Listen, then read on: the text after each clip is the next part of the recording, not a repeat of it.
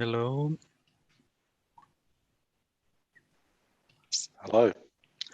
Hey, so good to see you. Muy bien, muy bien. How's everything? How has it been since the last time we met? Very, very good. Very tranquil, and the weather's been quite cold though. I bet.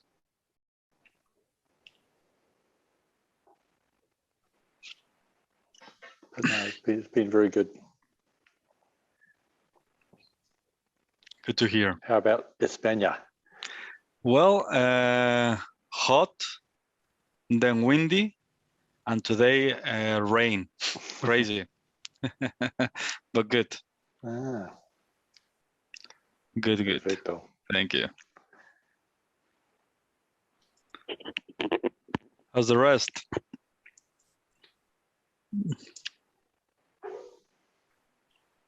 Good. Yeah, I enjoyed the homework. I came to the homework quite late in the month, but I really liked it. It made each moment that I did remember kind of fresh, and like it was really simple. It was like it's the kind of homework, I couldn't really get it wrong. So thank you for that. Thank you for playing.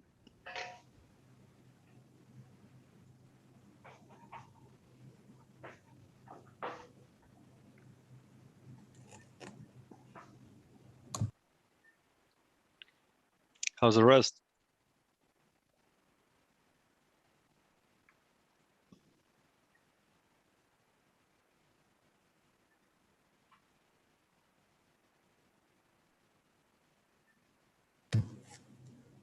I'm good. Kevin's on mute, I think. Yeah.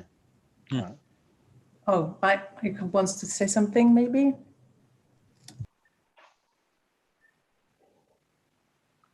Can you hear us well, Gavin?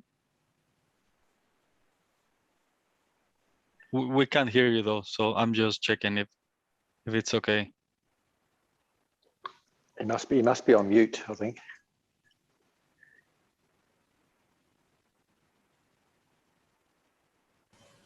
There we are. Is that better? Yeah, there you are. perfect. Yep. Oh, good. How you been? Well, I'm doing fine. I get a lot of guidance, but I'm not really as sharp as I should be with the practice, But I do return to it, and certainly the homework that we've been working at this month. I've been able to focus on it. Yeah, somewhat. I don't know what success I've had, but it's there. That's the main thing. It's sort of floating beneath the surface. So I'm eager to hear some more. Yeah, me too.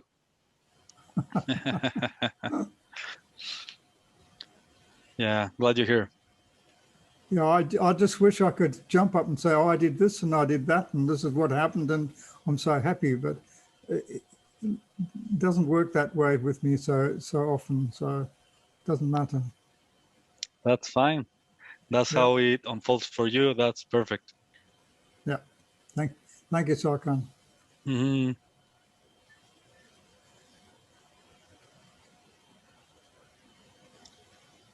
How are you, Mahima? Very good, thank you. Very, very good. Very, very good. That's good then. Yes, it's I just love everything.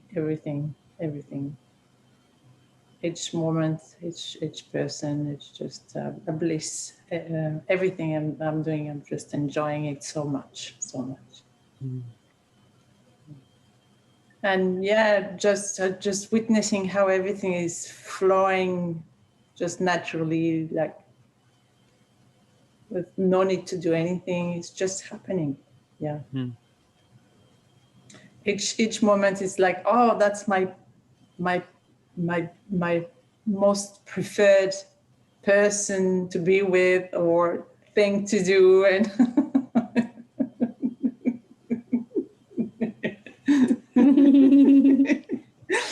yeah, no words. And looking forward to hear more. Good. I think I'm gonna touch a few subjects today that I think are important for you to get the simplicity and clarity of your divine nature, which at the end of the day is the most important thing to recognize once and for all right now, that you are unlimited, and that is true. That is absolute truth. You are an infinite being. You are the infinite being, which is quite different. You are not a infinite being. You are the infinite being. Of course, the way we grow up with beliefs and fears and all these things, there's guilt to embrace, to recognize your true self, to actually acknowledge your true essence, because it requires a bold step into the unknown and recognize yourself as the unknown. And that can be, it is the opposite, a complete opposite and a big contrast to everything we believe ourselves to be. You know, we grew up believing we have limitations, lacks, talents, all these things, desires, things that have to be fulfilled, things that I have to do, things that I have to accomplish. All these things, if you sum them up, creates this pseudo personality of who you think yourself to be, because the environment that you grow up with was always kind of like just showing that you have lacks, you're not enough. You know, we believe that. It doesn't mean that it's true, but we believe that to be true. So my intention is to not treat you like that. For me, my intention is to treat you as someone that is really free. Why would I treat you less than that? If you are everything there is, because you are. If you are the self, that is true. Why would I treat you or guide you less than that? That'd be silly, you know. And with that comes the fun and the laugh of all of this, because we believe what people told us we should believe about ourselves, who we are, who we should be, who we should become, and things like that. But no one told us or point towards our own self to really discover that we have never had any lack or limitations whatsoever. There are limitations, of course, in the body, in the way the body acts in the world, but that has nothing to do with you. You're not the body, you're not the mind. You're not even consciousness. You're not that which is aware of things. You're beyond that. So of course, it's tricky until you find something or someone that can actually show you what you have always been. And what you have always been lacks nothing. It's complete and radiant. If that's the case, because that's the case, what's the big fuss about believing the rest, or believing that one needs something, that one needs to practice something, that one needs to get clarity on something? Because anything that you bring into your awareness has a limitation. Anything that you believe about has a limitation. Anything. And is rooted in belief. Everything that comes into your awareness regarding the individual me, the world, people, relationships, work, everything has a component of lack. Even desire has a component of lack. But we have to get an understanding of this, because everything in the most unconscious levels, everything is, the foundation is desire and belief. I want to have peace. I want this. I want that.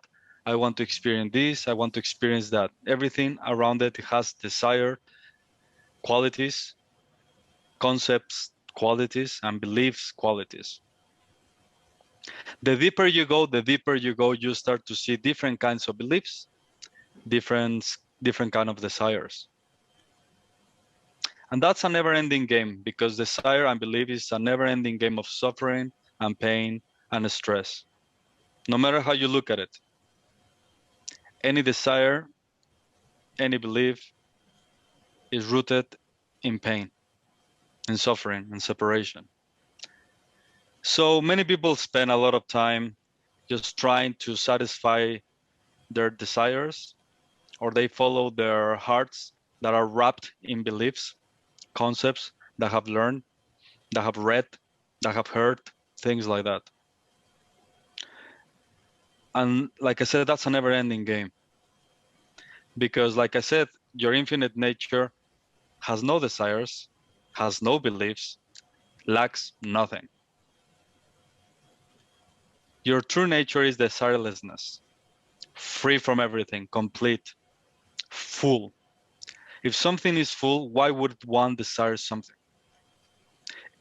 If you are clear and pure without beliefs and empty, complete empty, what would you believe about anything? You don't need beliefs to reinforce the belief that you exist, or that you experience, that you feel. That has nothing to do with you. That has everything about with the body experience.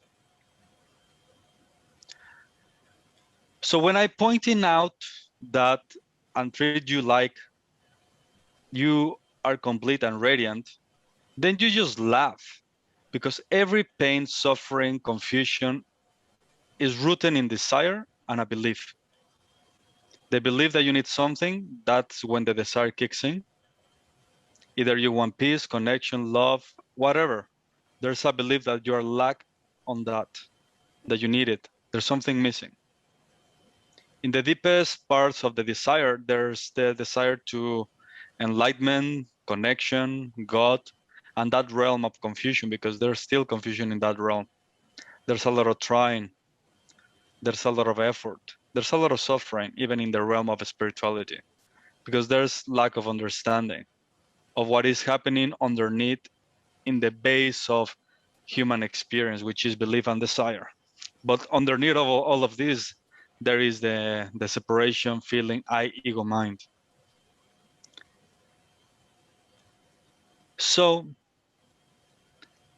we have to treat these things with care, because it's important to get clarity on these things.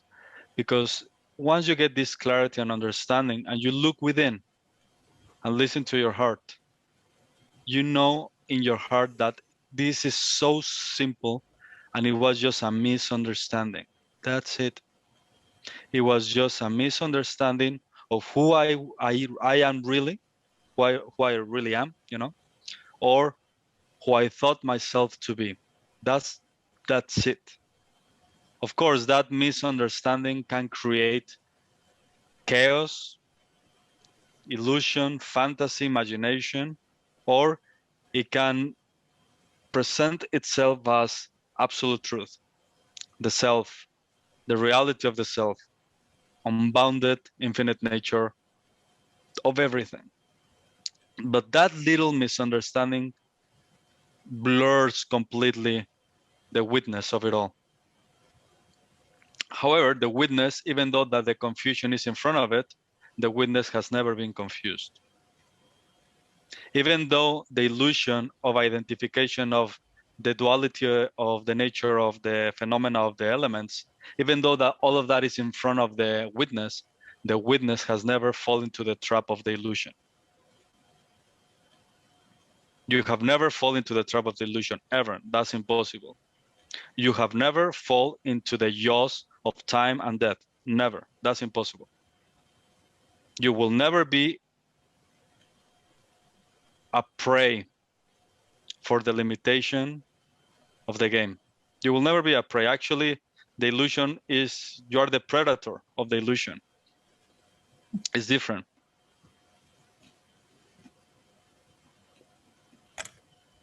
But nobody shows the way or pointing out the true witness is nature, is natural state. That's why I wanted you to play with the quality of you have never identified with anything, because that is true. You'll see it. You have never identified with anything. It's impossible for you to identify with anything.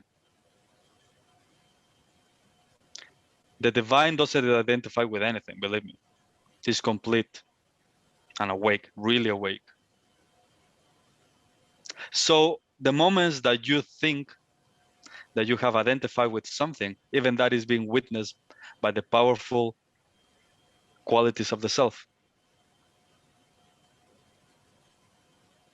Why the game is so powerful?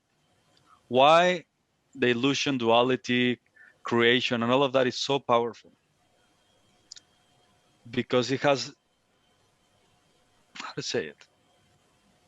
It's no different from the nature of the self. That's why the game can be so confusing, and people fall into the trap all the time, everywhere, in every angle. Why? Because everything has the nature of the self, which is infinite nature. Even the illusion has infinite nature. It doesn't exist, but even though in the moment that appears to exist, because it comes from the powerful imagination of the self, it has infinite power. That's why it's like you cannot really decipher and come to the senses of everything that is happening in all levels, because everything is you. You cannot deny that everything is you. Everything is you.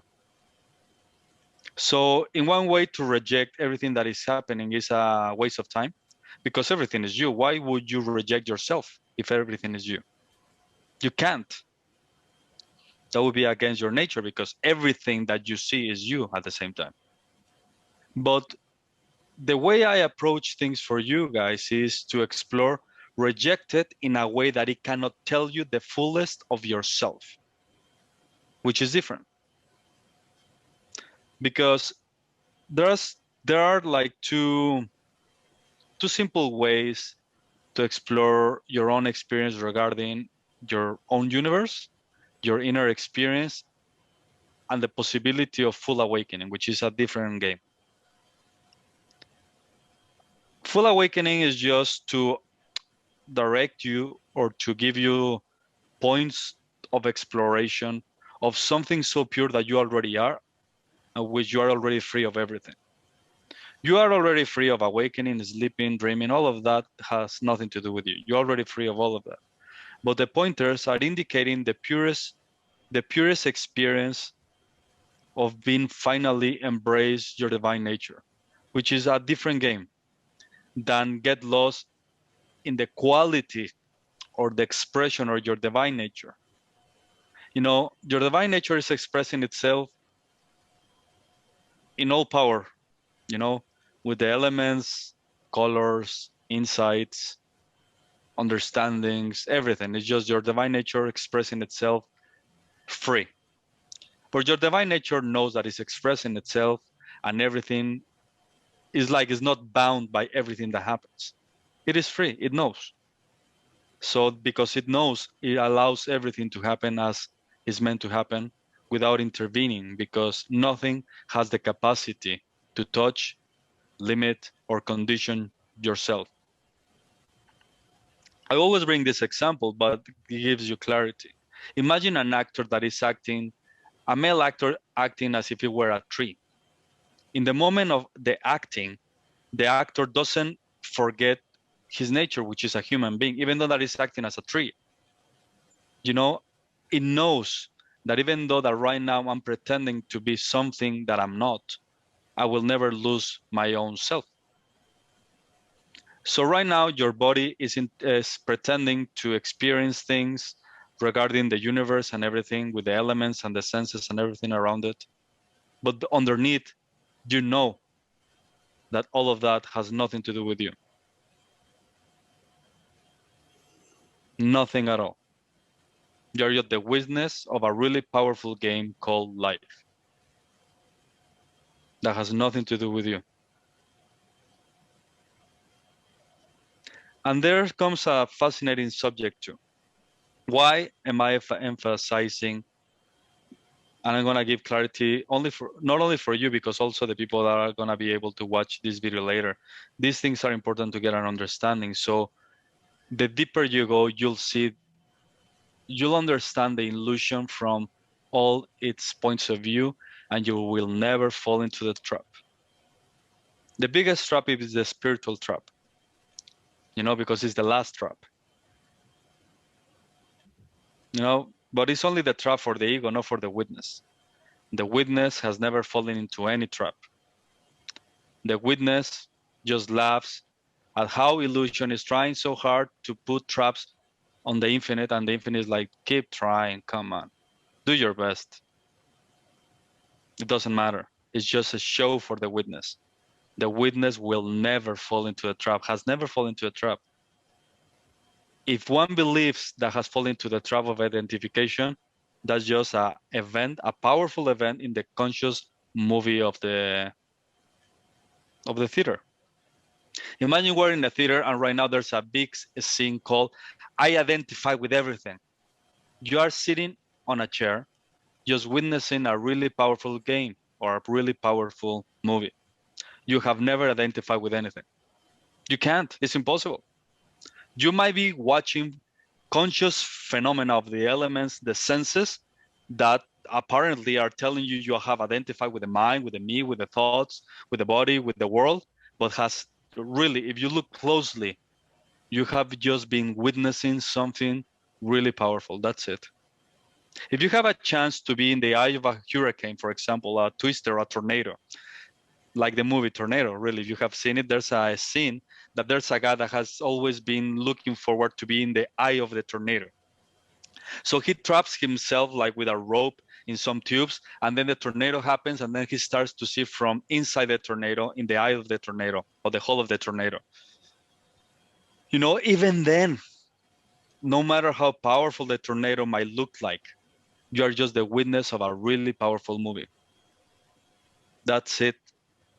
You are free. You have always been free. So like I said, the rest is just a joke. And then from your infinite nature, you have to start laughing at those jokes. Why when sometimes I say that you don't need anything to wake up, because you don't really need to wake up. You're already beyond awakening even. Why? Because from that place, telling you this, for example, you'll see that you believe that you needed crouches to walk, or somebody told you that you couldn't walk. Then you need a wheelchair so you can actually move around. And that wheelchair is techniques, practices, because you don't really know how to walk. You don't know yourself. I know yourself. So you need to practice this, and this, so you can actually one day be able to walk. But that's just a belief because you have a discapacity.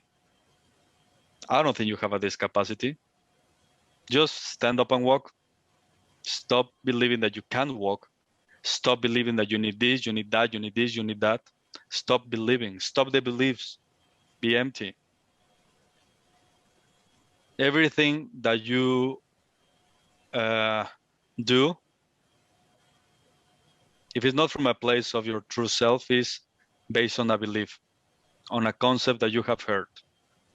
And those concepts have stories, patterns, dialogues, images that are telling you you can't walk, you need crouches. You can't walk, you need a wheelchair. You can't walk, you need someone to help you. And that is not true, that's just a belief. You don't need anything at all. That is true. You are the self with no limits or conditions, nowhere, at all. But of course, nobody's ready for this. Because imagine that you have believed all your life that you cannot walk and you have been on that wheelchair for a long time.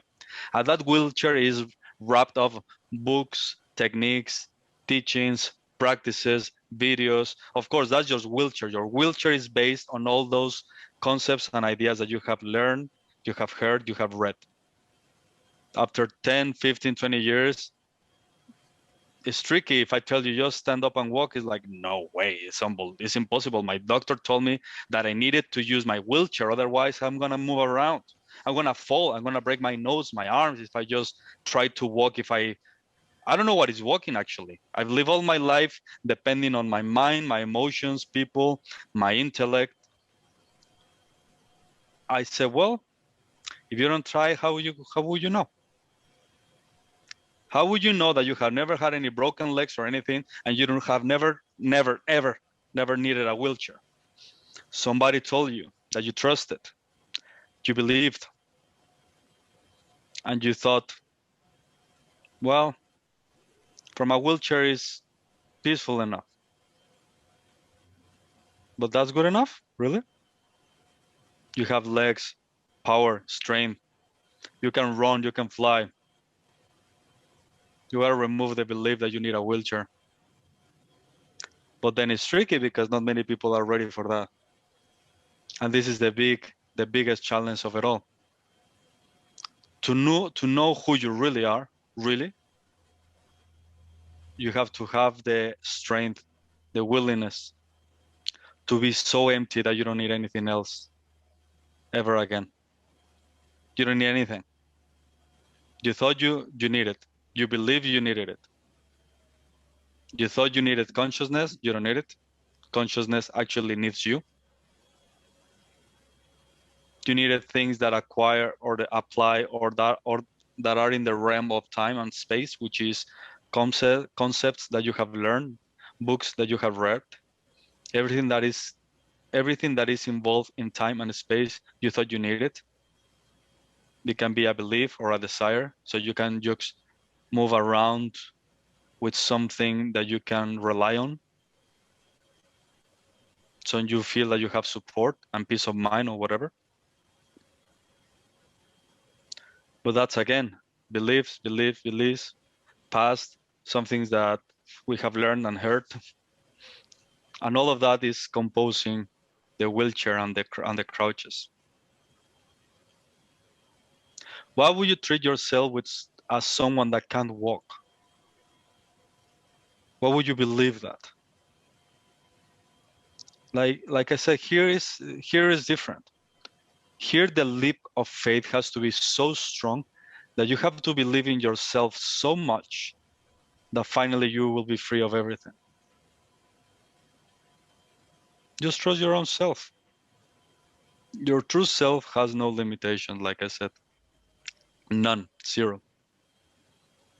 Anything opposite to this is just mind games, illusion games. Right now, if you right now allow yourself to be so empty of everything, like you don't really care anything that has happened in the past, not at all, is worthless, really. Everything that you have learned, read, practiced, burn it, is dead.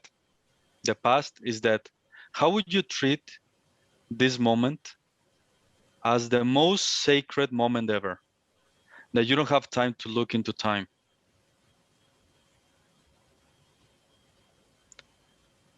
How will you treat this moment that you'll never have time to look into anything that has to do with time? Everything that has already gone, completely gone. The past is gone, completely gone. The past, if you pay close attention to, never told you who you were. The past was trying to confuse you, trying to guide you, giving you tools to letting you know that at some moment you will be who you're meant to be. But the past never gave you the answer. Not even the present mental time frame of exploring can give you the answer. Because the answer doesn't lie in what is in front of you or what you're experiencing.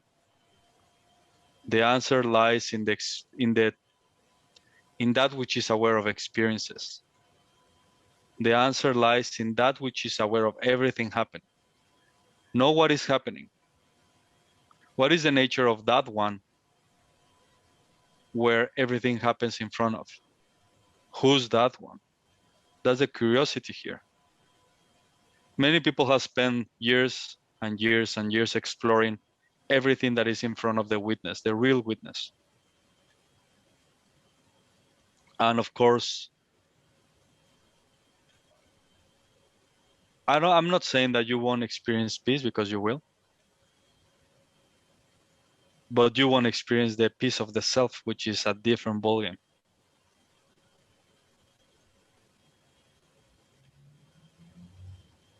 And there's something really fascinating with this game, the spiritual game, and the traps of the spiritual game. Because the mind is so powerful that anything that puts its attention on can create it. Because in the first place, it was created by it. The moment you pay attention to things, the moment you focus on things, the moment you use your mind, the mind will create at some point the experience that you were looking for. But then the experience will go at some point, it will vanish. Because it was created by the fantasy of the mind. Only the mind works in concepts, sensations, notions. And only the mind tries to perpetuate the experience. Only the mind wants to connect with something. Only the mind wants to rest in something. And then the mind creates that something for you to rest in it. And that's a really, really crazy fantasy illusion, because it involves time, involves the senses, involves the name of the concept or the thing that you're holding on to, or you have to hold on to. And then comes all this fantasy of, I have to practice energy, do this, to maintain. And that's just suffering. Why? For example, you have a car and it needs maintenance, That costs money, that's a lot of energy. And there's gonna be a moment, no matter how much you take care of the car, it will break down. No matter what you do, it will break down. It will be costly if you wanna really keep a 100-year-old car. It's gonna be costly, It will break down because nothing lasts forever. That's why I don't want you to fall into any trap. I don't want you to believe or experience everything that is in front of you. I don't care about what is happening in front of you. I care about you. I want you to discover you, not what is in front of you. The moment you discover who you are, everything that is in front of you will disappear like that. Never again. You will never be able to witness anything. I'm just pointing out to the purest of your true self, which is one of the most powerful qualities of your true self, is the conscious observing of awareness itself. But that's just a quality that has nothing to do with you, okay? But that's a really powerful pointer. One of the most powerful pointers there are, and the most powerful qualities of your true self is the witnessing. But honestly, you are not even that. That's just a quality in you and you're beyond that. But that's one of the most accessible, simple qualities that you can access because it's natural. So you can finally enter into the realm of the immortality, in the realm of the true self. Because in the realm of the true self, the witness doesn't exist either. The witnessing doesn't exist either. But is the simplest way to enter or recognize your true divine nature.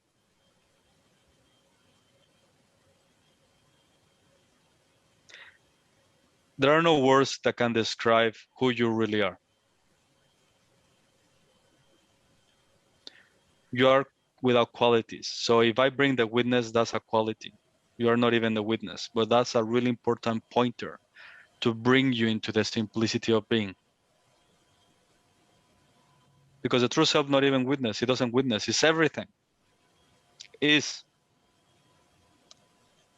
And everything doesn't exist even for the witness, really. It doesn't. But it's a way to say it. It's just a way to say it. I spend, as many as you know, also for you, we've spent so much time just exploring everything that is in front of us. And of course, it brought us experience, joy, happiness, sorrow, everything. It's just part of the game. But a few of us, there's something missing. There's still something missing. You can be experiencing peace for a long time. Even you can experience happiness for a long time. And there's still something in the heart that says there's something missing. It's not quite enough. Even though that my life is amazing, let's say, there's a piece missing. And of course, that piece that is missing is you, your true self, not the imagination of who you think you are, with amazing experiences and qualities in the sensations and emotional states. Because even though those things are beautiful, they disappear, they are never permanent, they go.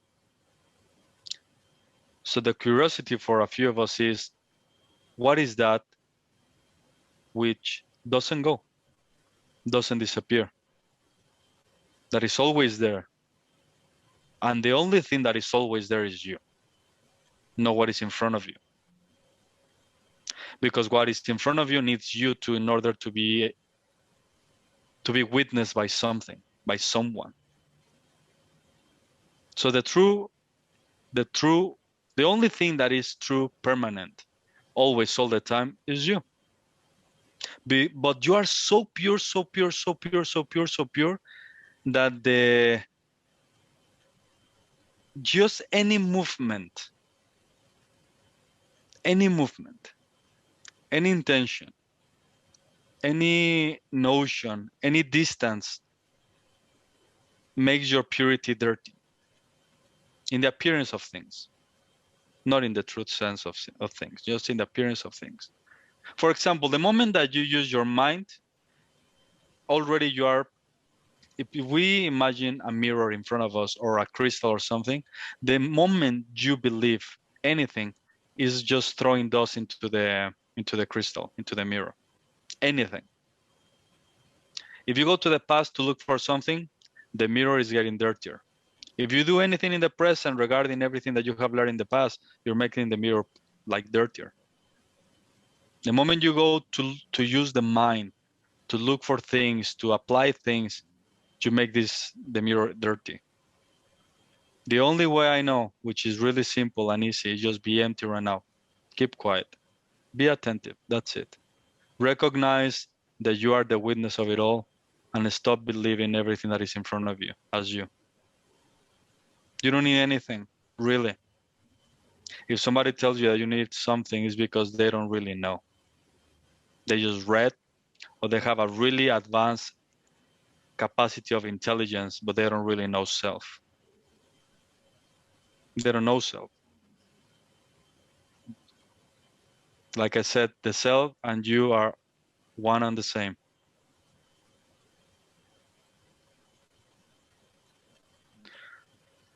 So there comes a different, something that came to me in the last few days that I want to share with you.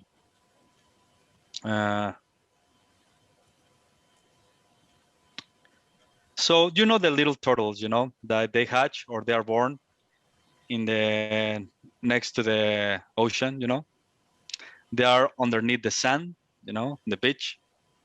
And those little turtles are really little, you know, little. The moment they are born or they come out of the little eggs, in that moment, their food, like in that moment, I've seen documentaries, birds, I mean, everything are trying to eat them, you know. everything. Life is wild, you know. But many of those little turtles make it to the ocean. And then the ocean has different laws, powerful animals that is lucky for a turtle to actually reach adulthood, even more than adulthood, you know. There are turtles that have reached, I don't know, 150 or 200 years old. I don't know. I'm not out. I don't know about oceans things, but really crazy numbers. And then you imagine like how many adventures a turtle had to go through to reach that point, which is a really adult, healthy, whatever, turtle, you know, tortoise, or there are many kind. But how many dangers it had to face, how many challenges, you know? The spiritual game is no different than that. Many people, they were born turtles. They don't even walk 2 steps and they were eaten by time, by beliefs, by notions. The ocean is really powerful, and it has really powerful beings. It has different kinds of sharks. It has white sharks. It has killer whales, really powerful beings. Okay? From the point of view of the turtle who is evolving into the spiritual realm of consciousness, there are dangers out there.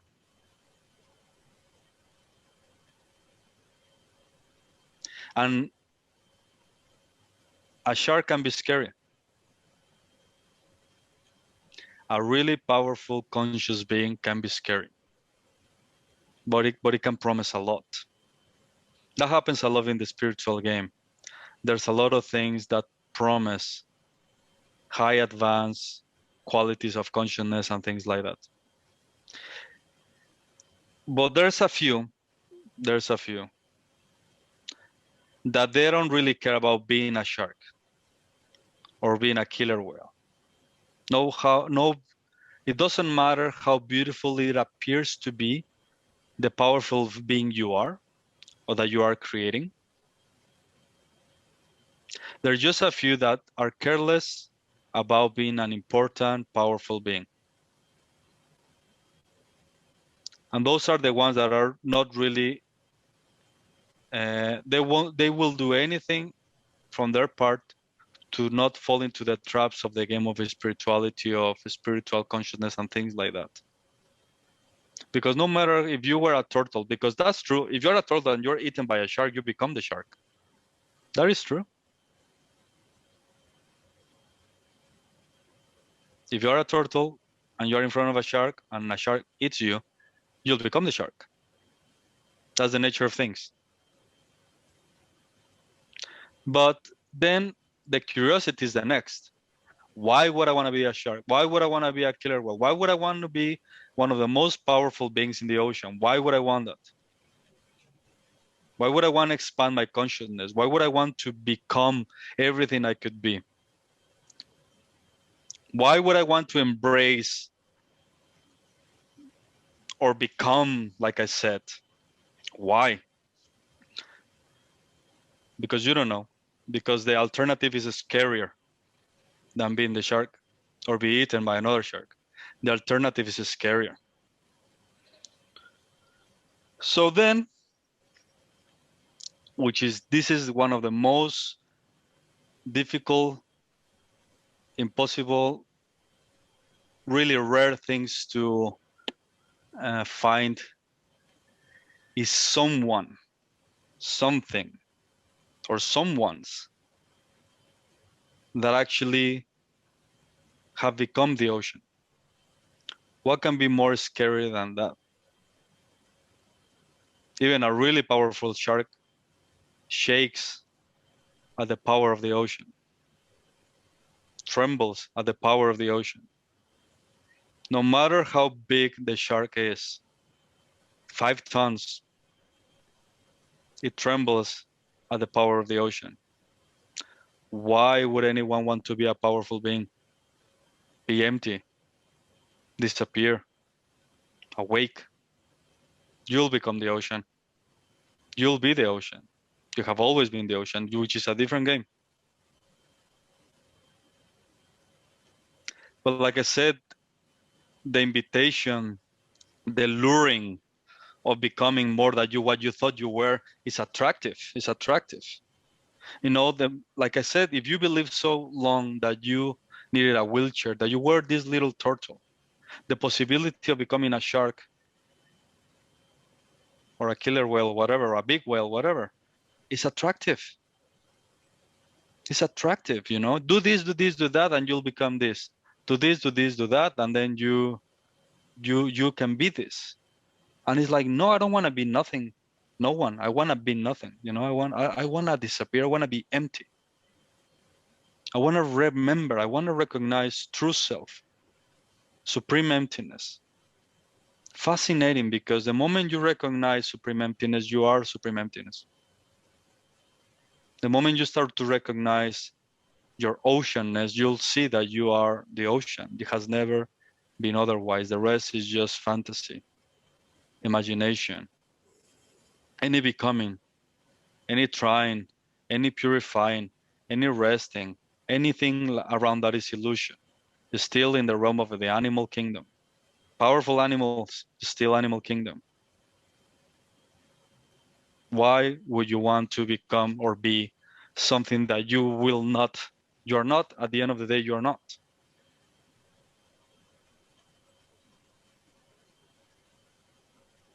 Here the game is for you to remember and recognize that you have always been the fullness of the ocean. No some being exploring the ocean, swimming in the ocean, or a big, big, big, big wave part of the ocean. No. You're here to recognize that you have always been the fullness of it, and you are that.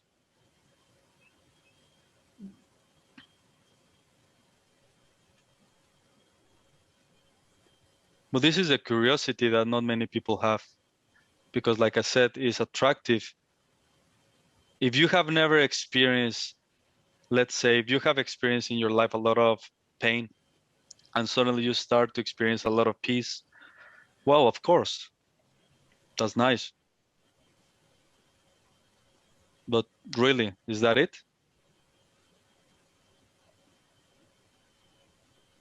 Aren't you here to go deeper and dive into a different kind of purpose and understanding of what you have been created?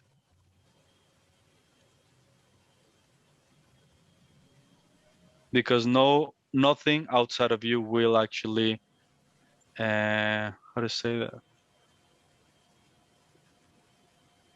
You will never feel complete and real peace until you just drop all this fantasy that you thought, that you believe you were someone or something related to the mind, body, sensations, individualism.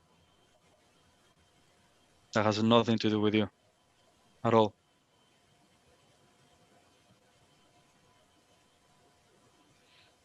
So easy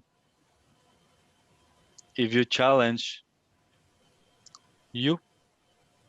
That's where everything starts, and that's where everything ends.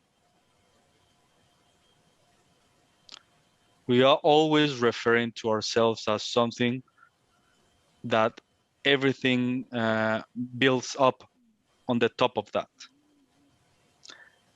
The illusion, the big, big, big illusion, because like I said, in the ocean, there's a lot of illusions. If you are inside swimming in the ocean, if you are part of the ocean, if you are exploring the ocean, there's a lot of illusions. You know, there's a lot of illusion. If you are exploring creation, you are falling to the traps of so many deep illusions. So I'm talking about here to break from the big illusion once and for all. Why would we wait? Why would you wait? You know, there's no reason to wait. The clue is just be here, empty, be open, and let everything reveal itself to you. But where does the big illusion start? Starts in you. Of course, it has to start somewhere.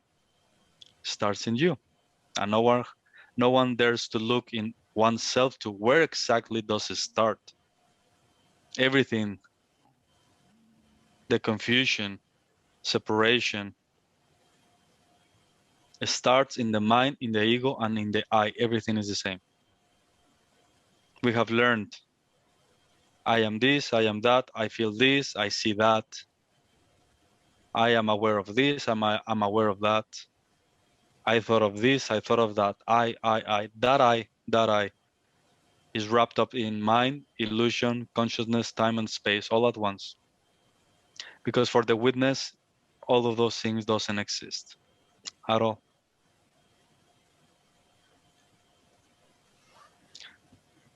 So the moment you sense or notice the I-ness coming up and start filtering everything, stop it. Don't do anything, just watch and witness that you are before that I-ness that wants to speak. That is a mental construction of an imaginary substance. You are before that. The real I, that's the I that people don't really see, is the appearance that you are.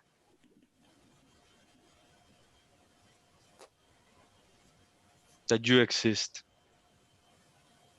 That's where it starts. Because before that, you don't really need to know that you are, because you are. You don't really need to know that you exist, because you exist. Everything that needs to know comes afterwards or in front of the real self, and that's consciousness. Consciousness is a quality in front of the self. It's not the self.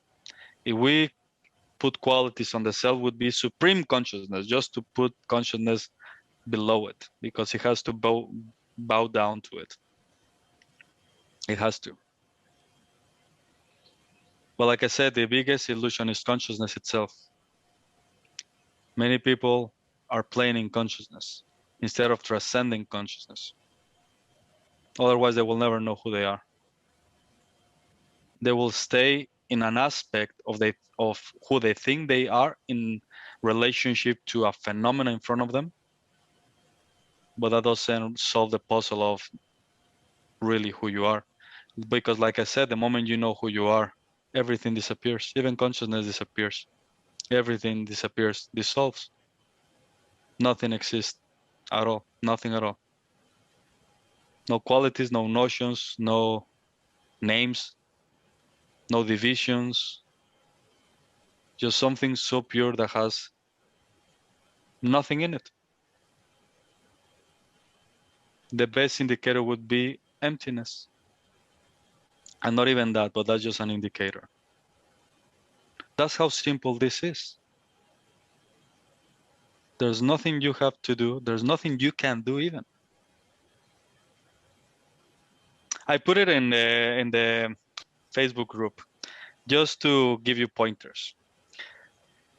There are really beautiful books from all time. One of them is the Ashtavakrita or Ashtavakragita, something like that. Crazy names. And I remember I read it like a long time ago. And there is a part that says, and it's true, the only way to discover the self is by the self alone. Nothing else will help you. And that is true. No matter what you do, you will never discover the self. If you use your mind, you will never discover the self. Ever. If you use your notions, your sensations, you will never discover the self, the reality of the self, the reality of the witness. It's only by the self alone that you will discover the self. And where in your universe is the self alone? In yourself? That's how easy it is. You are always self-referring. You know that you exist. You know that you are.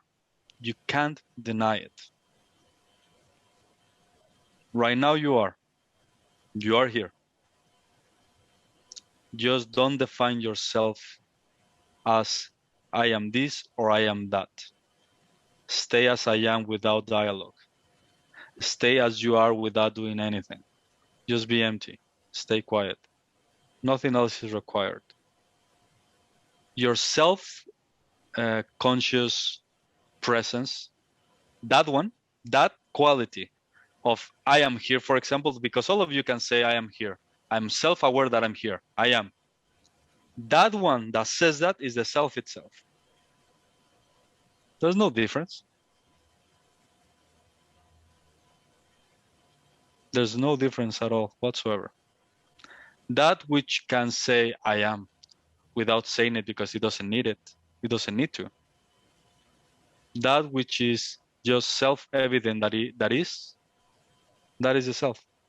Unbounded, free from everything, just witnessing everything. Rooted in peace and silence, just present, really present. That which is aware of everything right now is the self itself. It has never been separate from you because it's you. The problem is that we have read these things, we have conceptualized these things, we have read and heard and misdirected by people. You are this, you are this, you are this, you are this, explore this is your experience. Nothing. Forget about it. You don't need anything. You just need to explore your self-presence as if it were the self itself, which it is. And by the grace of the self, your unbounded nature will reveal. And that's literal. The experience is literal like that. You experience yourself as unbounded. It's like you are everywhere, at all times, in all places, and at the same time, nothing exists, so you're actually nowhere. That's how it's difficult to express your divine nature. It's impossible to express it. That's why it's impossible for you to grasp it, because it's not a thing. That's why it's so confusing, because you cannot really divide or put a limit into what is true and what is not true, what is real and what is not real. It's hard to have an understanding of this, because in the purest experience of this is you are everything, everywhere, at all times. You cannot really, like I said before, you cannot really separate you from things, because you are everything that you see. The only subtle difference is that you have to know that you are the knower of things, and that things doesn't actually apply the knowledge of you. Nothing in front of you can tell you the knowledge of you, but you are the knower of everything. That's the difference. Nothing in front of you can actually tell any knowledge about you. Nothing at all. No one can tell you nothing about our absolute reality. If they say it's a pointer, good for them. Because if they don't give clarity about it's a pointer, they don't know anything. No one can talk about the absolute reality of who you are. And you cannot really experience the absolute reality of who you are because you're not a thing. That's what I said it before. You will never find yourself because you have never been lost, and you are not a thing to be found. That's just the mind games of the illusion. That's it. You already are right now, here, right now. I put it on Facebook too. Another clue. I put an image of Buddha teaching some people, be here and now. And people are asking, well, where do we have to be? Here and now. Where is that? Here and now. When? Here and now. You know, the mind is tricky. Instead of just paying attention, it comes up with also funny things just to distract. Just laugh. It's trying its best to entertain you. That's what the illusion is trying its best to entertain you, because it loves you. It wants to give you the best show ever. Just laugh. That's it. Just enjoy, but rooted in yourself, witnessing everything, and don't fall into any trap. Like I said, there's gonna be a clarity coming from within that you'll see that you have never fallen into any trap. It was just the appearance of things happening in front of you. That's it. That's how easy it is.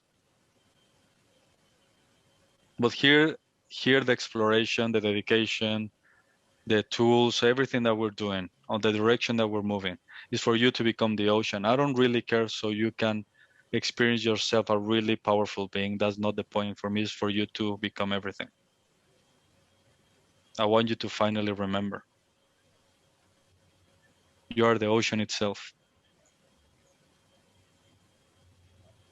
Don't fall into any of the other possible outcomes. There's only one outcome if you really pay attention to your heart. And it's to finally remember, finally. And it can be now. It doesn't have to require time. It doesn't have to be tomorrow or later in the evening. No. Now. How empty you are right now. That's it. Just be empty. You don't need anything. You don't need any concept at all. No notions whatsoever. Just witness and be empty. And then that which is witnessing,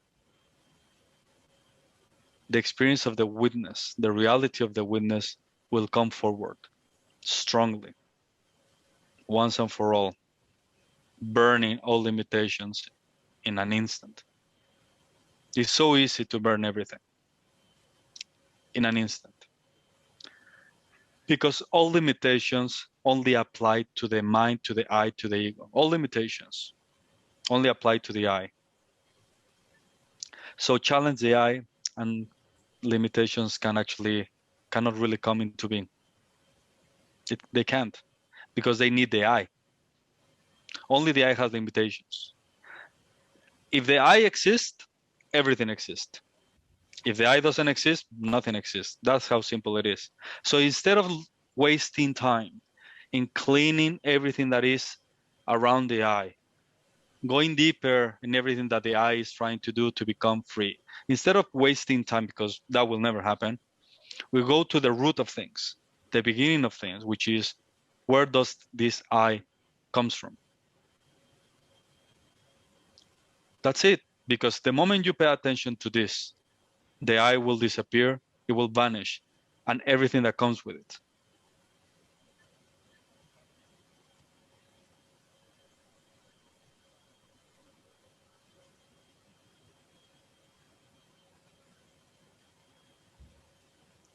This is, like I said before, this is real meditation. Rest in your own self as the witness of everything. There's nothing more simple, but at the same time, for a few, there's nothing more powerful and challenging than this, because if you believe to be something other than the self for a long time, like I said, if you believe that you needed a wheelchair for a long time and someone told you that you cannot walk, after a few years or millions of years, it's tricky to break that belief,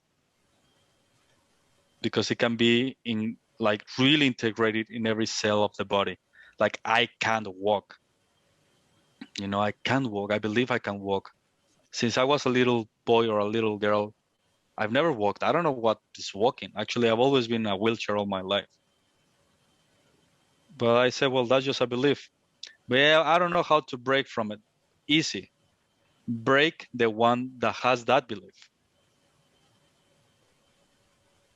Go to the one and challenge the one that believes that belief.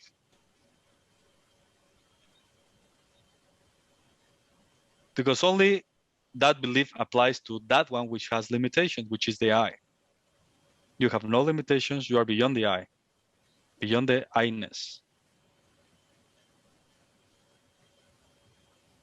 Just don't listen to the first thought, impulsive energy sensation that is I.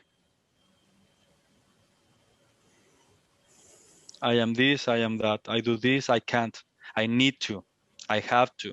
I want this, I desire this. Don't listen to that I.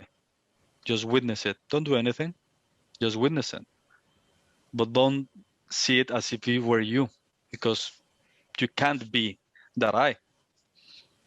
The true I, because behind that I, there's a bigger I. You know, if you say it like this is the small I, you know, that is always referring to everything. I want this, I want that. Like I said, if you remove this I, everything will disappear, believe me, everything. Time, space, time, notions, concepts, humanity, earth, universe, everything will disappear. Everything will disappear. If you remove this I, everything will disappear. Fascinating. If this one disappears, there's something that's still here existing. Being. And that is the self, just behind the little curtain or the little glass called I-ness. Conscious me. I experience, I see, I notice, I've learned. Don't listen to it. Because the moment you don't listen to it, if you don't let anything, if you don't let this I to grab into anything, this I cannot exist by itself alone. It can't. It needs something to exist. It needs something. The moment you remove things that this I needs, it will lose its juice. And suddenly when it's left alone, it will dissolve because it cannot exist by itself. It needs something. An example. If you see the I in a simple way, the I can say, I want peace. Okay, let's break it down. So the goal is peace. It comes from a want and a desire because it's lack something. Okay? I tell you, don't want anything. Don't want anything. So the I will say, I want, and then it will cannot say what I want. It cannot say, I want peace. Well, remove peace. I want love. Remove love. I want. Remove the love, the want, everything. And then it's just going to stay by, I want. Remove the want. Remove I desire. Remove it. Don't pay attention to it. Don't listen to it. And the I will come up with something else. It will say, I need to go to the past because I was like that. I'm lacking here. I will lack in the future. So there's always going to play in the realm of desire, time, space. Always. If you stop the flow of the thoughts pattern around, or the emotion pattern to about want or desire, the I will say, and it will disappear. It'll be gone. Because it needs something to exist. Don't give it food. Don't give it anything. And the I by itself, it cannot stand alone. But then it's gonna be a soul sensation of I am, for example. And that I needed consciousness. Don't give him consciousness. Go beyond consciousness. Don't listen to that I that needs consciousness to know it exists. You don't need it. And then the I will disappear. The root of the I will not have a chance to actually start creating in a microsecond all these phenomena of the world and the senses. If you stay just here, empty, attentive, without paying attention to this or that, just wide open, with your gaze not resting nowhere, just in yourself. Because your own self is supreme emptiness. And from the point of view of supreme emptiness, any notion doesn't exist. Up, down, inward, outward, that doesn't exist at all. You are the witness of the inside and the outside. So the inside doesn't apply to you. You are just looking at a phenomenon in front of you called inward journey. But that doesn't apply to you. No inward applies to you. Like no outward applies to you either. That's just in front of you. Why I'm saying all of these things? Because then you don't play with those things. Why would you play with things in front of you? It's time for you to play as the player. Then the game changes. That's how simple it is. Doesn't require time. Don't pay attention to time. Doesn't require any doing. Don't do anything. Just be empty right now. Be attentive. That's it.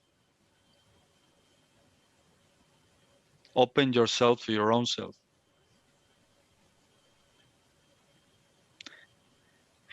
Like I said, in the true now, nothing exists other than the reality of the self. And the reality of the self has no qualities, no names, concepts, forms, notions, nothing at all. Nothing at all. Those are just mental constructions of the mind, of the ego, and illusion. You don't have to do anything. You don't have to do anything with it. You just have to know that has nothing to do with you, and that has nothing to do with self-realization. That has nothing to do with awakening or enlightenment. Because enlightenment is not a state. It's a, how to say in English, stateless state, beyond states. So why would you want to reach a state when you are beyond states? That's easy, simple. If you're watching the states of being, who's the watcher of all the states? Then you'll see that everything was just a movie, a really powerful movie. You cannot really go up and down. Because if we entertain the notion that you can move up, there's going to be a moment that you will go really down. Now, anything you believe regarding the game of duality or the opposites, if you play the game of the positive, there's going to be a moment that you'll go to the negative. If you go to the highest states, highest state, there's going to be a moment that you go to the lowest. And that's going to be scary. Don't fall into those traps. Neither go up, neither go down. Just witness everything happening. That's it. Because why I'm telling you this again, because I remember I used to play that game and it was exhausting. It was pure suffering. I was always trying to go up, beyond, up, become, and looking everything downward. Like if I was becoming better, I'm better than the rest that are below me, something like that. It was crazy. And inside of me, there was a lot of suffering and confusion, but there was this, how you say it, mental fog of confusion, of just believing all these things that I supposedly is about that. It's about this, about that, it's about this, it's about that.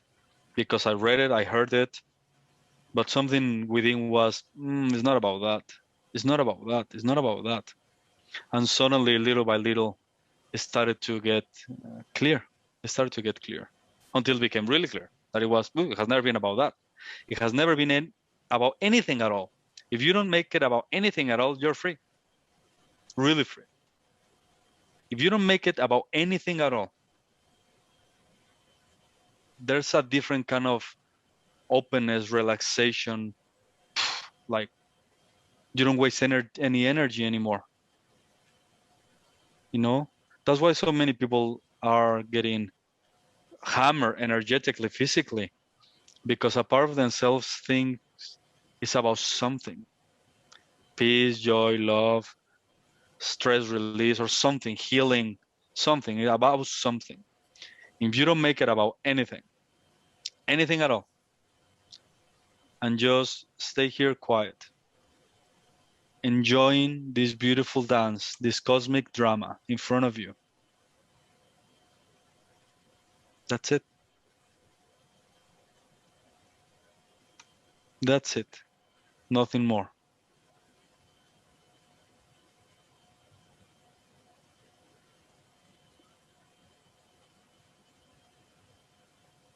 If you understand what I'm saying, and you just look within, and rest in that insights of light, or however you want to perceive it or call it.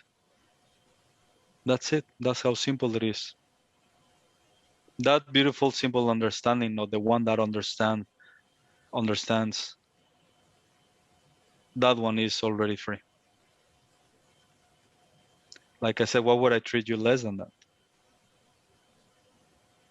It doesn't serve if I tell you you are a limited being with a lot of lacks. You don't know how to walk. Keep using the wheelchair. Keep practicing with the wheelchair. Read those books. Buy those crouches. Hire a nurse and tell her to help you. One day, you'll heal. One day, you'll be able to walk. And like I said, all of that only applies to the body, mind. But you don't need to heal anything. You don't need to let go of anything.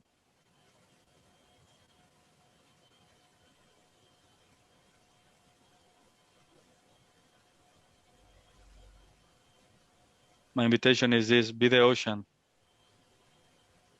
and forget everything that happens within you. Turtles, fish, I don't know, octopus, enjoy it, but don't be none of those. Big whales, small whales, don't be none of that. Like I said, the scariest thing is for one that has become the ocean or who's exploring to be the ocean, because it will be free of everything. It doesn't have to fit in, doesn't have to follow, doesn't have to obey. You're free. Your own self. Just be happy, enjoy, do whatever you want, play. That's it. Really, at the end of the day, is just that. The fire for you to explore your own creation with the qualities that you have created for yourself. The rest is just, yeah, Jesus. Confusing, tiring, and anxiety. Just keep it simple.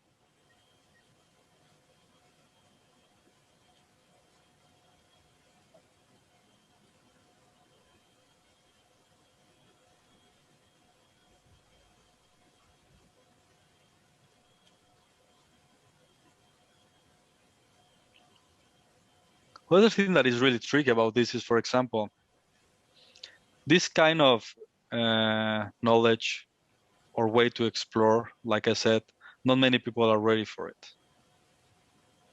Because many people, they don't really want to wake up completely. They want peace of mind, which is fine. Many people want a very stable emotional state, which is fine. But that doesn't end the suffering or the confusion. It doesn't end. It just prolongs it or postpones it a little bit longer, but that doesn't end. Just a few are the ones that are willing to just rest in their own self and forget everything that they thought themselves to be and everything they heard from something or someone else, and become empty and just be here, really here, attentive, alive, grounded in presence. That's it. Just witnessing. And then remembering can actually occur unencumbered and deep and strong. The rest people will manifest everything because they have desires. But the desire to bow down, because that's actually the appropriate word of it. The desire to completely put your knees on the floor and bow to the self, not many people are ready for that. Not many people. It requires a tremendous amount of humility to say, I don't know, nothing at all. I thought this was going to help me. It doesn't help me anymore. I used to do this. How can you be so open, so humble that you are guided by yourself? Finally, not by something external to you, by your own self. Not many people are ready to listen to their own selves. They prefer to listen to their mind, to their desires, to everything except themselves, because it requires a big amount of strength to go against everything that is going against your heart, because everything is proposing or telling or advising the opposite of just listen to you. Rest in you. Make it so simple that you rely on your own self. Not many people actually trust you so much that tells you, trust in you. It's always the opposite. I have a really good advice, trust in me. No, for me it's different. For me, I want you to trust so much in you that finally you can become your true you. You know, finally, I mean, in the most basic and most profound or transcendental state, at the end of the day, believe me, will be, like I said it before, the gateway to the self is only by the self. There's no other way around. It won't happen. Don't use your mind, don't use the senses. Don't use nothing at all other than this, your sense of presence. Surrender to it. Explore it. Taste it. Your own self. Your own self, treat it as if it were the most important, beautiful thing ever. You.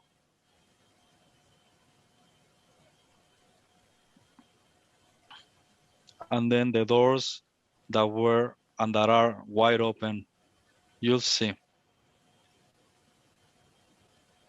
You'll see.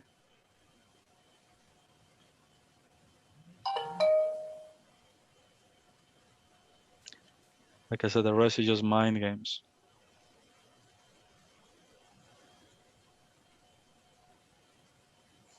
Because like I said, okay, let's just grab a few more examples, and then I'd like to hear a little bit about you, any questions or anything. There's a lot of tools that you can play with. One of them is your attention. I don't really care because I care about the witness of the attention. Attention has its purpose if you leave it alone. Don't use it, leave it alone.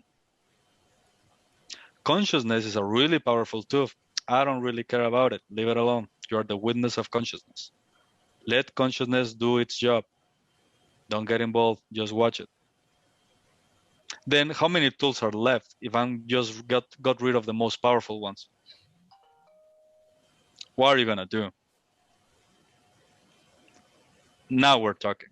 I don't want any tools. I don't want anything. I want you to explore your own self, that's it.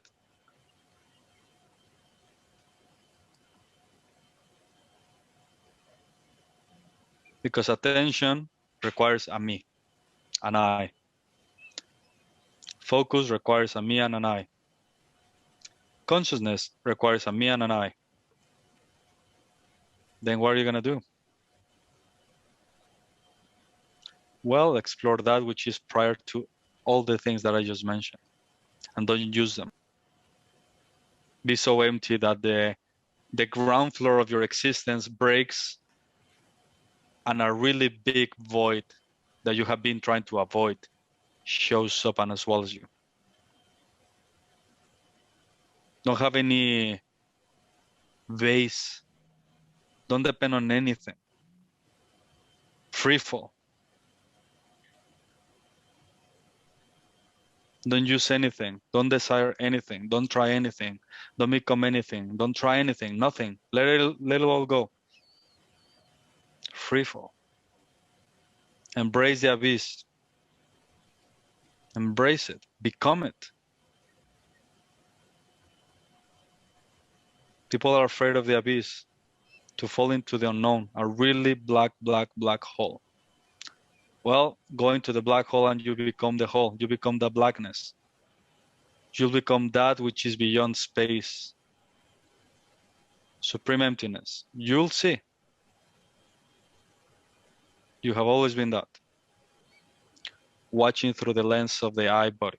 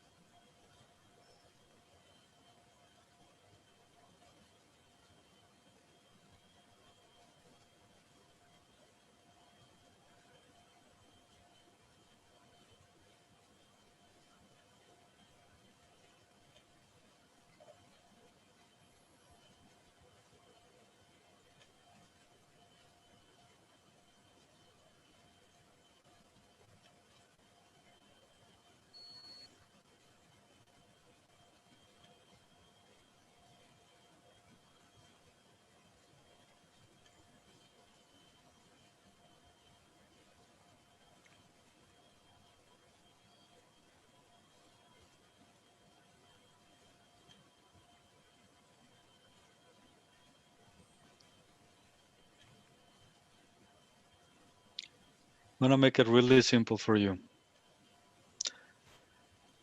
Really, don't do anything at all. Nothing at all.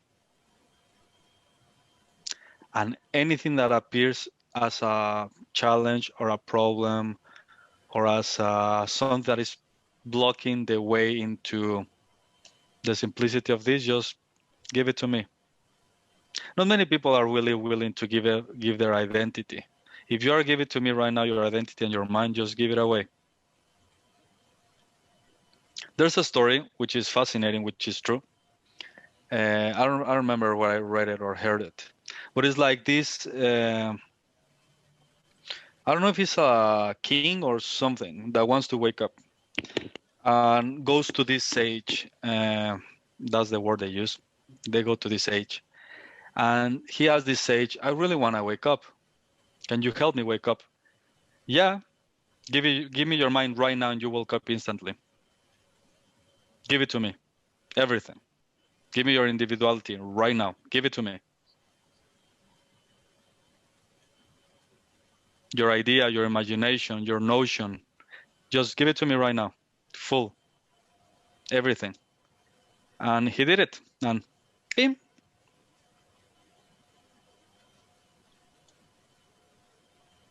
It's that simple.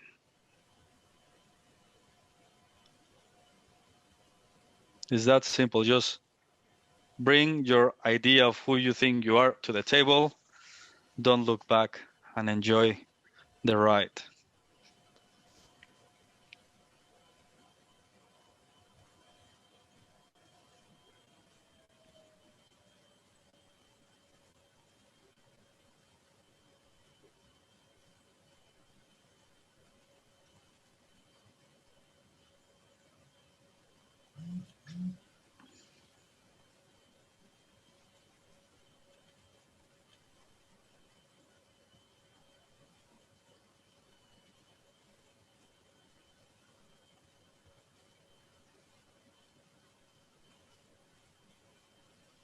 I don't know, anything you want to share or questions or anything?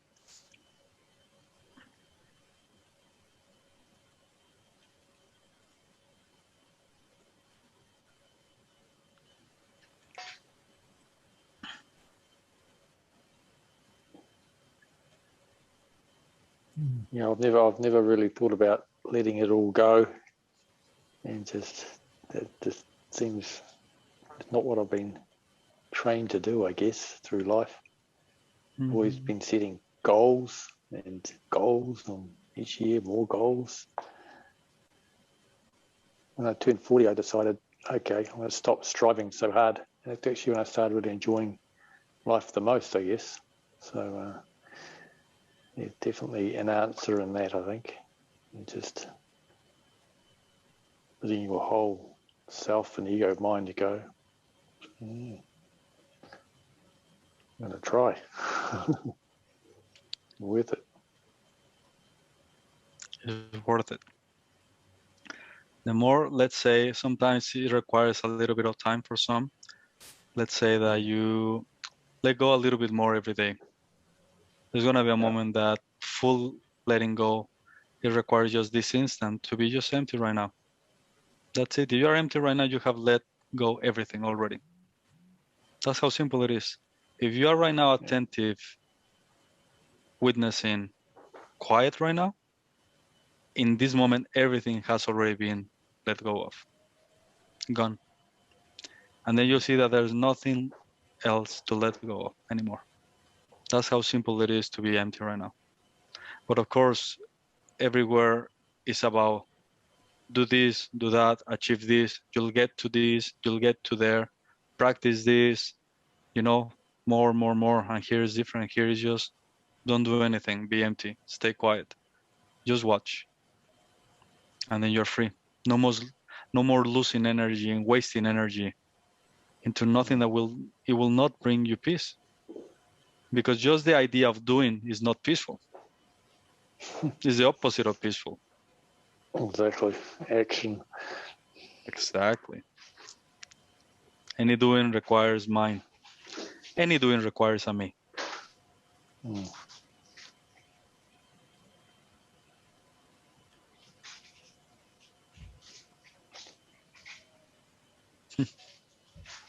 That's quite a concept to grab hold of.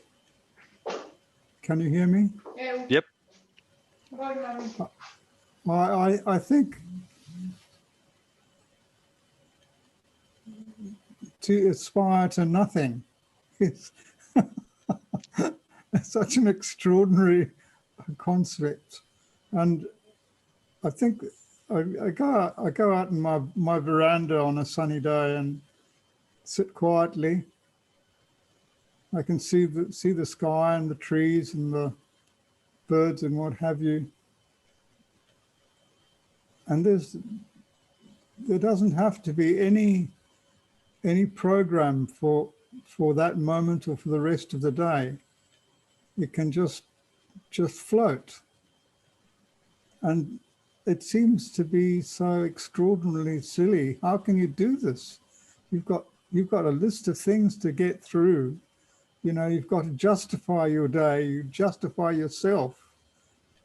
But just doing what you'd described, I think I've tried to do something in that direction before, as I say, sitting on my deck, and you just become consumed by an emptiness. And is that it? I mean, it's got to be an ongoing emptiness. It's got to be sort of generated emptiness, but devoid of frustrations and anger and judgments and all of those things. That's what we don't want. But surely we want to have some kind of aspiration to, write a letter to somebody or do something, phone somebody and offer them an essence of love. You have to be able to share life in some sort of a way. You can't be just totally nothing. Surely we got to have to aspire to higher sentiments. I don't know what you think. Am I off the pace? No. It's fine. Just to give you clarity. The old ways of behaving cause anxiety, frustration, and pain at some point. There's always giving and receiving, expecting. Some feelings might be there, sometimes they are not there. But it's funny enough because I'm gonna try to give you those two perspectives. For example, I have a daughter, and I love her so much. You know, I express my love and I take care of her. But love doesn't blur or confuse who she really is and who I am really. You know, who we are truly. So if the expression of love becomes so pure that honestly, you can ask my wife how many times I cry during the day. Just because of the love is so pure, because it doesn't have an object and a subject.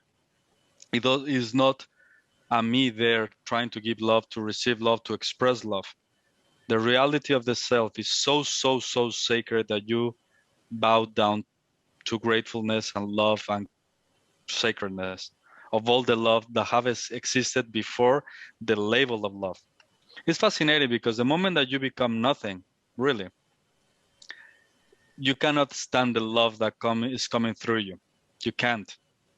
Because finally there are no barriers, filters, or objects towards you have to give it away to someone. Actually, the moment you transcend the individuality, everything, the love that you have experienced is magnified into everything, not into someone. It's not conditional. It's not, I'm giving it to you in a moment. It's pouring into everything all at once without limitations. It's fascinating. But the mind has always experienced just a different kind of love. A one that I receive, the one that I give. And it's beautiful to express love. but it's a different game if you become love. And to become love, the purest way to become love, or to express the purest, most sacred, divine love, is to become nothing. I'm not telling become, because you cannot become nothing. You still exist. You still are. But I'm saying about those mental concepts or ideas about sentiments or desires that are blurring your divine nature. And if because they're blurring or they're not making you see or experience your divine nature, you can't see the divine nature of everyone, of everything. So the love that you give is still limited to the persona or the way you should give love, or how experience people love, and you have to give it away the people that expect it to be. But if you don't give it the way they expect it to be, then you're going to be rejected. If they don't accept the love that you give, well, you don't feel quite right, because they're not expressing what you try to give. It's like it's an inner game that is full of conditions. It's full of conditions. Yeah, But it's like sorry, you're talking about unconditional love. It doesn't have those limitations, does it? yeah, it doesn't have limitations when you don't have the concept of love. For example, a baby, you see it and your jaw can drop because of how much love it gives away. And that baby doesn't even know he's giving away love. He doesn't need to. That's how powerful that little being, how powerful the love he gives away, because it's no filter. Love, I'm giving it away, I'm expressing it, I'm receiving it, nothing. There's nothing of that. Then it's magnetic and it's more powerful. So that's when I say be nothing, be no one. Like a baby is no one. It doesn't know it's someone. It is, but it is, And because it just is, without any mental or referential point of view, then that's why it's so powerful, the presence of a little kid. Because there's no individuality there. So like I said, it's more to be empty of everything that is filtering the self, expressing itself. If there's no filters, you won't handle the love coming through you. But if you won't know is love, you won't know. You can know, because you'll be love, and you can know it. Otherwise, it's going to be another filter, another limitation, another concept, another way of... Because the moment we have a concept, we don't know it until we pay attention. Whatever concept you have ideas around it. How it should look, how it should feel, how it should express, ideas around it that justify that concept. And then if you hold on to that concept, you have to live to that concept, and it's going to be tiring. I got to be a joyful person, so I have to laugh all the time. Oof, that's tiring. I got to be a loving person. I have to feel love all the time. I got to cry in front of people so they know I'm a lovable person. So you have to keep up with the maintenance of that concept, because you have beliefs around it. People don't see this, but that's tiring. The moment you believe a concept to be true and you want to express or show that you are living that concept, it's tiring, because you got to keep up the woodwork, You got to keep your guard up all the time. You got to pretend. I love, I'm happy, happy, happy. But underneath, there's some little demons lurking around, because it's not coming from real experience, Any concept has ideas or justifications. You want to become the source of where that concept came from. Let it go. And you'll become love. And then, believe me, if you're going to express love to someone, it's going to be so pure, so pure, and without any limitations, really, without limitation, that is going to pour through every cell of your body, and you're going to be in awe of a different kind of love that it didn't require a subject and an object.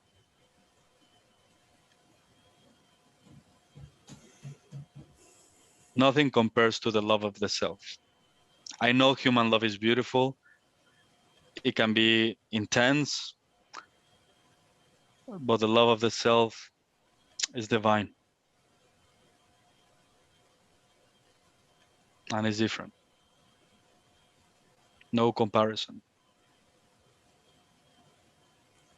I'm thinking of something else. You're walking along the street and you pass another pedestrian. You make eye contact briefly, almost without happening. They smile, and you carry on in your way. You've asked nothing from them. They've given you something, and it's totally pure, that exchange, Mm-hmm. you know, and that's always a great help in the day, during the day. If somebody offers you that kind of connection, Mm-hmm. it lifts you right up, Mm-hmm. doesn't it? And it's not an exchange that's there with a motive at True. all. True. So I mean, it's pretty easy to do that sort of thing. But I mean, I'm not suggesting I'm walking down the street trying to look in people's eyes. It's more what happens to me. Mm-hmm. Yeah. Anyway. But for example, the moment that you think you're an individual and you receive love from individuals, you are limiting the fullness of the love of the self to flow towards you unencumbered. For example, you believe you are walking in the street and you smile to someone, you're happy because they smile you back, because there's an individual component. The moment the individual disappears, all creation will do what one little person's smile did to you, and then you'll fly. All creation at once will look at you with a smile and love that you won't be able to receive so much, because you're accustomed to one person. Get used to the love of existence. Yeah. You'll blow up. Like I said, don't limit yourself by one and dispenser of love. The moment you let go of the individuality, everything becomes love and everything becomes a gift for you to expand into higher levels of love, let's say. But individuality has to be recognized as something that is in front of you, and you have never been an individual. And then you'll see that everyone in front of you has never been an individual. Is the self is smiling at you, and then you'll cry. It's not a person. Let's say that a person is walking next to you and smiles to you, and you feel expanded. If you recognize your true self, when that person actually smiles at you, you'll see that is the self itself in its fullness, and then you'll cry. It's not a person. It's the divine pretending to be a person for you to remember more.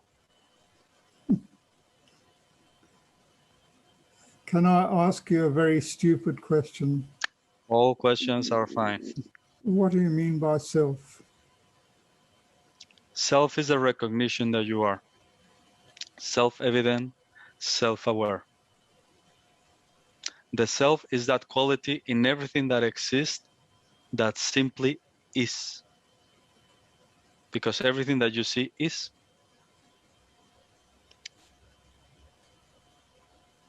You know? Okay. The moment you remove the individual self, the objects, the ideas, the concept, the things, whatever, you remove it.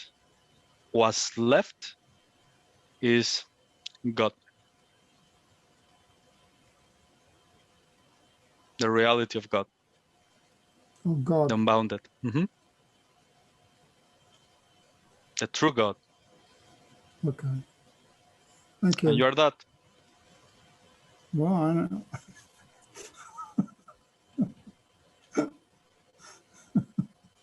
And you are that. You just Yeah. misunderstood the game. That's it.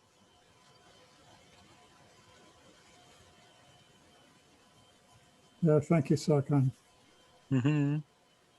Thank you.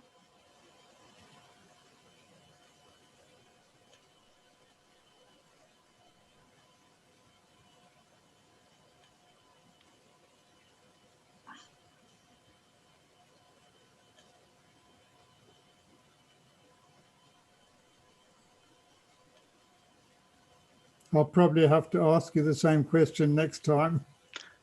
Probably yes, probably not. Probably ask me another one. We'll see. We'll see the adventure. Thank you, though. I don't really have any questions, which is unusual for me.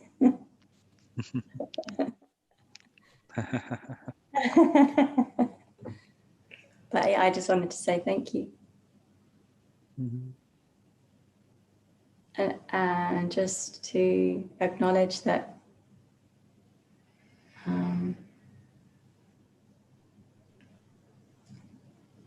sitting and observing you not saying anything was really powerful, as much as you saying something. I just wanted to acknowledge that for some reason.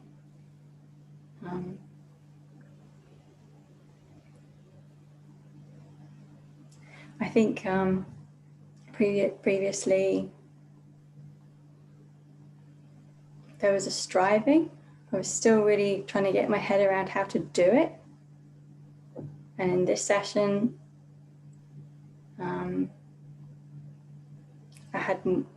there's just more of the experience of emptiness, less needing for something else to happen to get somewhere. So,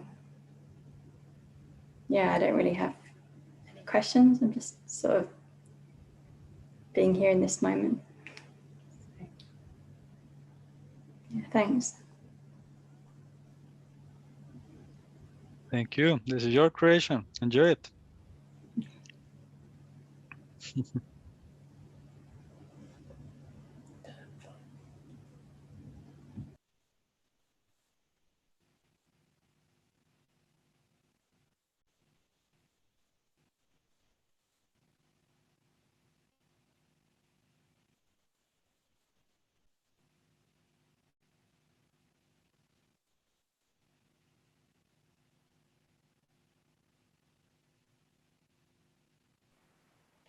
So this week's homework, I'm going to fall into the abyss. Go free falling. Yeah, that's an interesting game. But it's exciting. And believe me, it's simple. It's not scary. Yeah. When you go to sleep, you sort of fall into the abyss, don't you? Yeah, you don't. You'll see at some point that the body sleeps, but you have never slept. True. That's quite strange. Suddenly like, whoa, I've always existed, no matter what.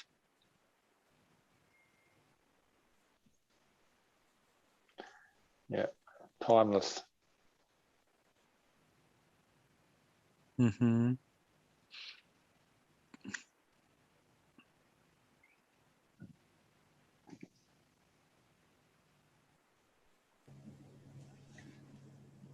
Actually, there was one thing that was a good reminder because I think last time we had one of these together a few months back, I was in kind of quite a dark place and fighting it. And over the last 2 months, I feel like I pulled myself out and have been experiencing creating more happiness for myself, more joy. And I recognized in this session that my ego was holding on to the joy or the happiness, like, oh, I'm getting somewhere, I'm more joyful, I'm happy, you know. And so thank you for just reminding me that that's a trap too. And to just observe, to give that away as well.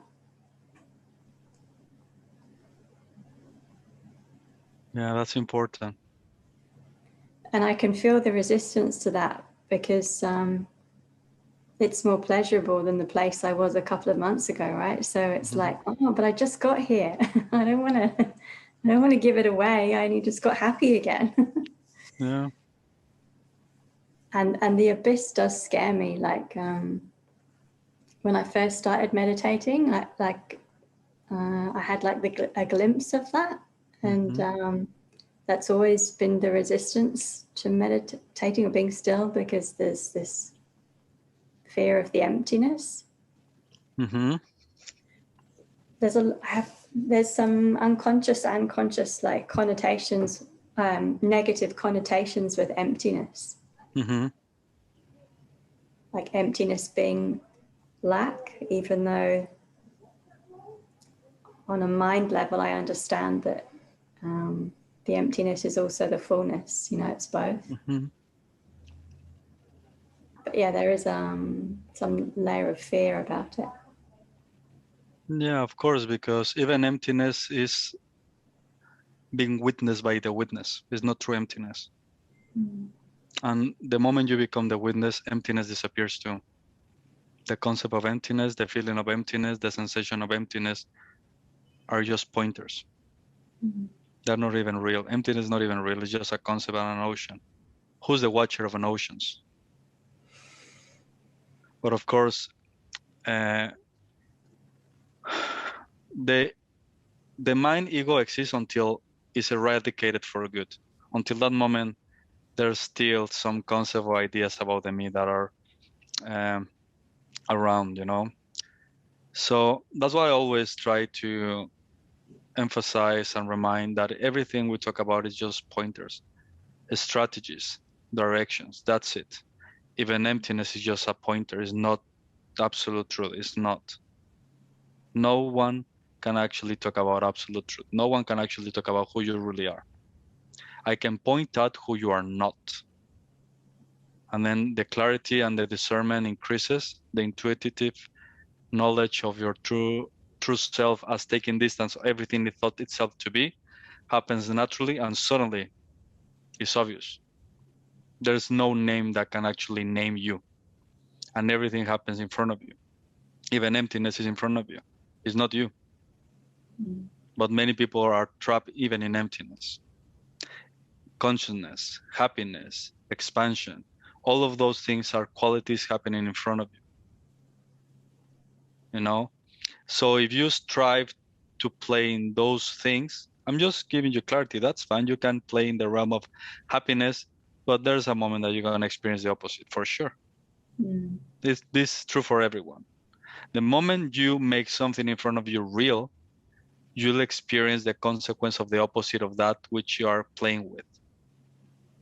The moment you recognize who you are, that's when everything changes. Then the conversation might be different. But of course, the point of view from the mind of emptiness, stillness, that is not true. That's just fantasy, hypnotism. Stillness and emptiness in meditation is hypnotism and fantasy. It's not truth. That is true. But many people, the senses, the mind that's the big trap. The senses of the mind. So like I said, from that point of view, it can be scary, of course, that emptiness, but I'm not talking that emptiness. Because that emptiness is filtered by ego, by mind, comparing. Aliveness, lack, dull, expansion, you know? And that's something funny because many people are, okay, I want to explore in the expansion realm. And I'm going to do everything I can to explore expansion and blah, blah, blah. But then they can become good at it. After 2, 3, 4, 5 years, 7 years, 8 years, 10 years, 15 years, they are expanded. And then, without noticing, suddenly, boom, the opposite direction. Because everything was created by mind, by the senses, even the feeling of happiness. And then, funny enough, those periods of unhappiness, let's say, what am I going to do? What I did wrong? I was in this state, and then this state is gone. What do I do to keep myself happy again? I have to practice more. I have to reach that state where I was. And then you start again. And then by the maturity that you have, you practice. And then let's say, instead of requiring 10 years to reach that point, it just took, let's say now, a month. And in a month, you're happy again. Because you are trained, mentally trained to be happy now. Give it a month and a half, 2 months, and confusion start sneaking again. Doubt starts sneaking again. Why?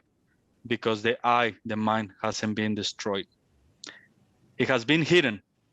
It has been trained to be numbed. You have been trained yourself to put it under the sleeve, but it hasn't disappeared. And that will never create true happiness. I'm just saying this because it's important to understand the game, so you don't waste time or energies. Because like I said, the moment you spend time in happiness, exploring happiness or expansion, it feels great. There's gonna be a moment when it's not gonna feel so great. And then all the heaviness that comes with it is like, there's something wrong with me. There's something that I misunderstood, or there's something that I should have done better. And then it's really heavy on your shoulders. And then, of course, I gotta close my eyes. I gotta do this. I gotta do that because I gotta reach that, of course, positive state. Forget about states. Don't look for nothing. Don't reject anything. Don't go for happiness, neither reject unhappiness. Go beyond them. How? Don't pay attention to them. Don't justify them. Don't go for them. Don't desire anything.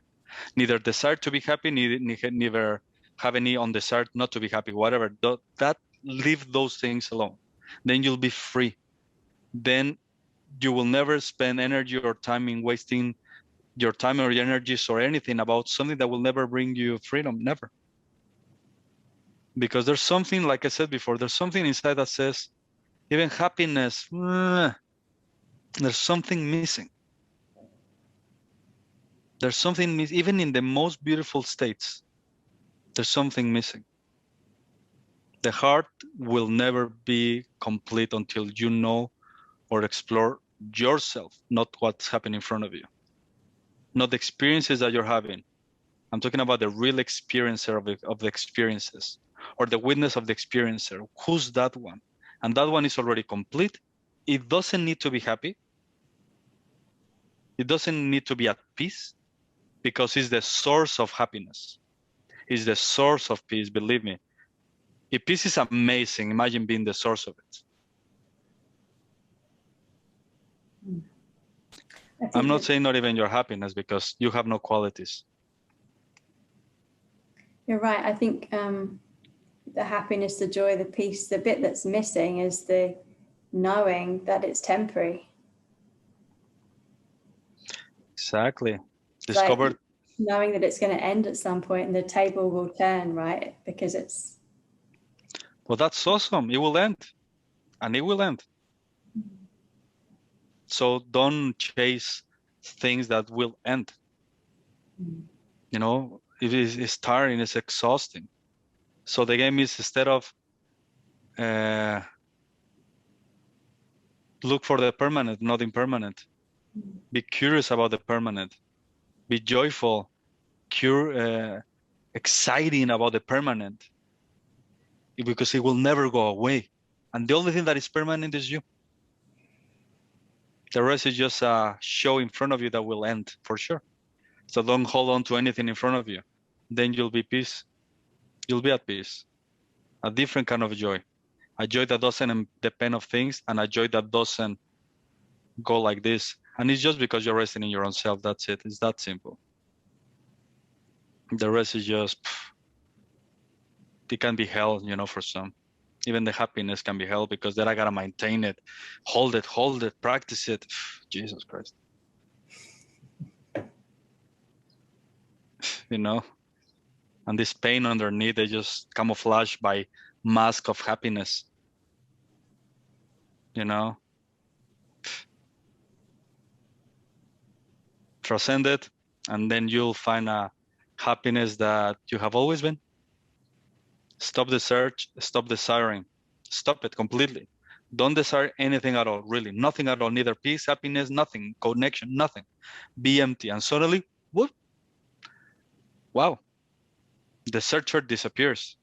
And when the searcher disappears, the individual disappears, then what blossoms is what you were looking for.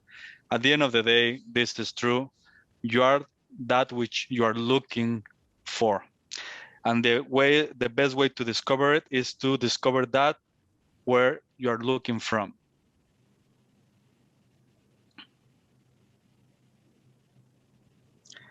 Easy. Stop the looking for, start looking from.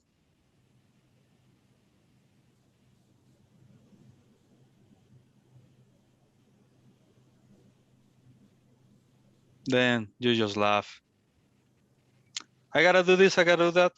I don't have to do anything. I have to achieve this. I don't have to achieve anything. I have to reach this. I don't have to reach anything. I'm already complete, full, free, happy, really happy. Permanent, eternal, unbounded.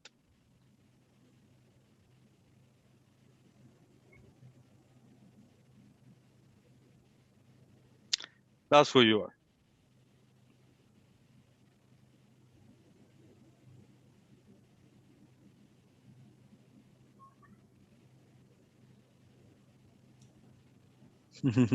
Simple.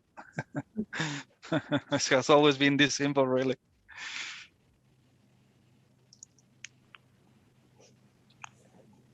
Too easy. Yes. Too easy. Thank you so much, Sarkhan. No, thank you for creating this. Yeah. And you better come to New Zealand one day. Yeah, definitely. I'm looking forward to it. Good.